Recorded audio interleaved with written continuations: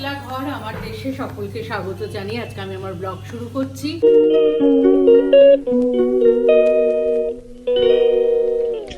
দেখো আমি কোথায় যাচ্ছি, কি করব, কাদের বাড়িতে যাচ্ছি সব তোমাদের সঙ্গে শেয়ার করব, দেখতে থাকো। এই নামছি সিঁড়ি দিয়ে, নেমে গেছি, এবার আমি যাব। আমি সমস্ত কিছু তোমাদের সঙ্গে কিন্তু শেয়ার করব, পুরো প্লিজ ব্লগটা দেখতে লাগবে।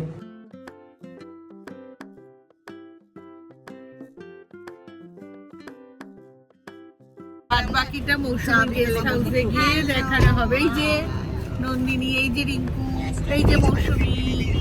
আমরা পৌঁছে গেছি মৌসুমীর গেস্ট রুমে, গেস্ট হাউসে। এবারে আমরা এখানে সব চায়ের অর্ডার দিচ্ছি, চা খাবো, কলা ভাজা আনা হয়েছে, কলা ভাজা খাবো, চিপস খাবো।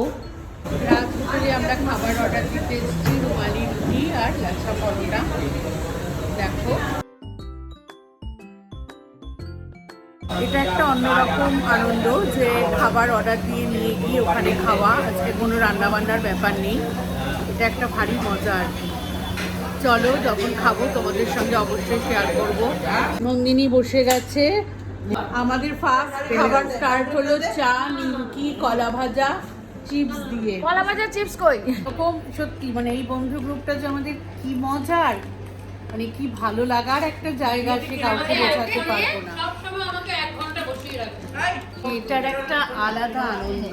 আমাকে সবসময় 1 ঘন্টা বসিয়ে রাখে, এটা আমার খুব ভালো বন্ধু, সেই জন্য। না রে, ওখানে যায় 1 ঘন্টা বসিয়ে রাখে।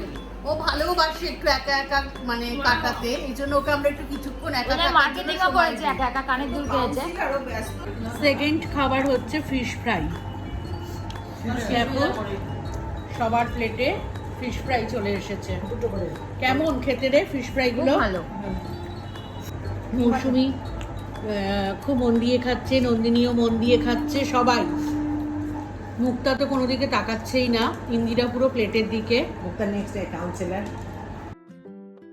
আমরা এবার সবাই কিন্তু বেরিয়ে যাচ্ছি মৌসুমীর গেস্ট হাউস থেকে। টাটা সবাই, টাটা। নন্দিনী টাটা বলো, এটা বলতে হয় মৌসুমীকে। সবাই দেখো লাইন দিয়ে নামছি আমরা মৌসুমী গেস্ট হাউস থেকে। আশীর্বাদ গেস্ট হাউস একদম বালিগঞ্জ স্টেশনের কাছে। তোমরা যদি এসে কেউ থাকতে চাও থাকতে পারো, বাইরের বন্ধুদের বলছি আর কি। মোয়ের বাড়ি। লাইক, কমেন্ট, শেয়ার আর সাবস্ক্রাইব করতে কিন্তু ভুলো না।